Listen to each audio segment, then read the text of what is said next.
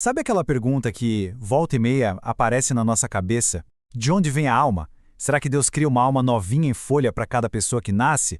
Ou será que ela é transmitida, sabe? De pais para filhos, tipo a cor do cabelo? A resposta, como a gente vai ver, mexe com tudo, principalmente com o porquê de precisarmos tanto de um Salvador. Parece uma pergunta simples, né? Mas as respostas para ela moldaram a fé de gerações e gerações. O que a Bíblia realmente diz sobre como a nossa parte imaterial, o nosso eu interior, começa a existir. É isso que a gente vai investigar agora. Então, esse aqui é o nosso mapa. A gente começa entendendo por que essa pergunta é tão importante. Depois, vamos mergulhar nas duas principais respostas que a teologia nos dá. Aí, a gente vai colocar essas ideias à prova com a doutrina do pecado. E claro, vamos ver como Cristo é a resposta definitiva para tudo isso e, no final, o que a gente pode levar para a nossa vida de fé. Ok, vamos lá. E olha, isso aqui não é só uma curiosidade teológica, um detalhe perdido num livro antigo. A maneira como a gente entende de onde vem a alma afeta diretamente como explicamos a queda, o pecado original e, consequentemente, porque toda e qualquer pessoa, sem exceção, precisa da salvação que só existe em Cristo. A base de tudo está bem aqui, em Gênesis. E perceba um detalhe que faz toda a diferença. O texto não diz que Deus colocou uma alma dentro do homem.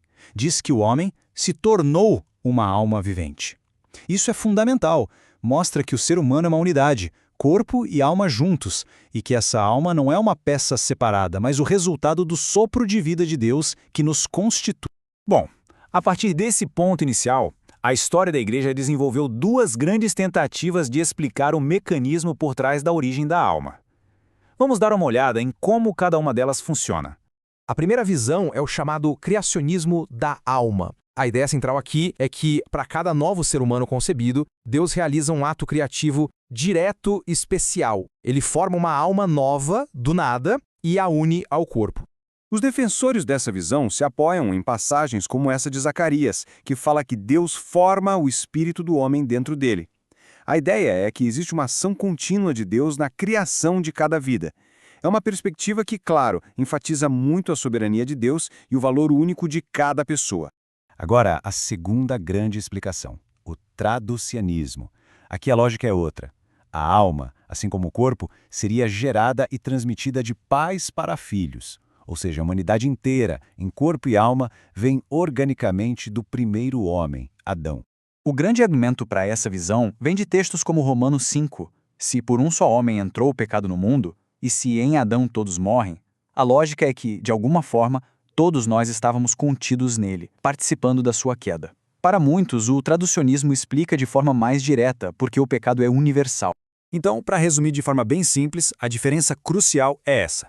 O criacionismo defende uma criação especial e individual para cada alma. Já o traducionismo, uma propagação natural a partir de Adão. Duas maneiras bem diferentes de enxergar a ação de Deus. E agora a gente chega no teste de fogo para essas duas teorias. O ponto que força a gente a pensar mais fundo. A doutrina bíblica do pecado original. Como exatamente a culpa de Adão se espalha por toda a humanidade. Esse versículo não deixa margem para dúvida. O juízo veio sobre todos por causa de uma só ofensa. A questão não é se isso aconteceu, mas como. A Bíblia é clara em dizer que a gente não só imita o pecado de Adão, de alguma forma, nós participamos dele. E aqui está o grande desafio para a visão criacionista. Pensa bem, se Deus cria cada alma pura, do zero, e a une a um corpo, como explicar que essa alma já nasce espiritualmente morta, já inclinada para o mal? Isso levanta uma questão bem delicada. Mas, por outro lado, o traducionismo também tem um desafio enorme. Se a alma pecadora é transmitida de pais para filhos, como explicar a natureza sem pecado de Jesus Cristo, que nasceu de Maria? Como a gente pode ver, as duas visões nos levam a um grande mistério. Só que a discussão teológica sobre o problema não é o fim da linha. A Bíblia sempre nos aponta para a solução. Então vamos tirar um pouco o foco de Adão e olhar para aquele que resolve o problema de Adão. Essa frase muda tudo. A queda é o nosso ponto de partida, mas, graças a Deus, não é o nosso destino. E este versículo é simplesmente brilhante, uma simetria divina perfeita. A mesma lógica que nos conecta à morte em Adão é a que nos conecta à vida em Cristo.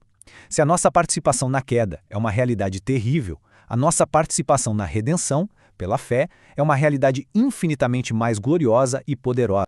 E o ponto fundamental é este. Cristo não veio salvar só um pedaço da gente.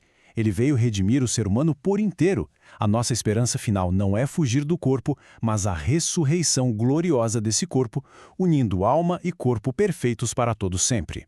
Certo. Depois de toda essa conversa, o que a gente tira de prático para a nossa vida? Vamos resumir as implicações disso tudo. Então, o que a gente leva? Primeiro, humildade teológica. A gente tem que aceitar que a Bíblia não nos deu um manual de instruções mecânico para tudo. Segundo, entender a seriedade do pecado. Ninguém nasce como uma folha em branco. A gente já nasce com uma necessidade desesperada de um Salvador. Terceiro, a urgência do Evangelho. Se nascemos em Adão, a única saída é nascer de novo em Cristo.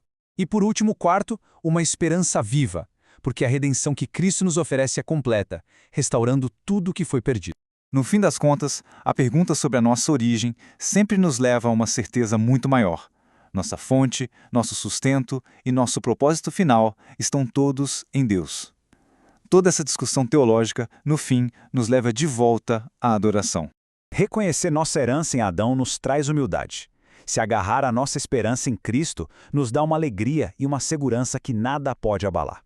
A pergunta que fica é: como essa verdade transforma a maneira como a gente vive o dia de hoje?